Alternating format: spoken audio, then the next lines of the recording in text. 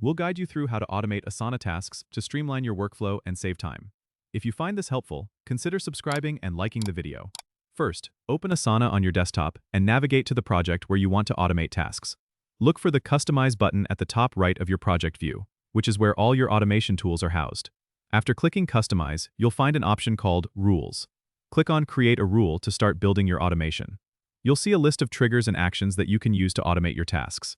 A trigger could be something like a task being marked complete, or a due date approaching.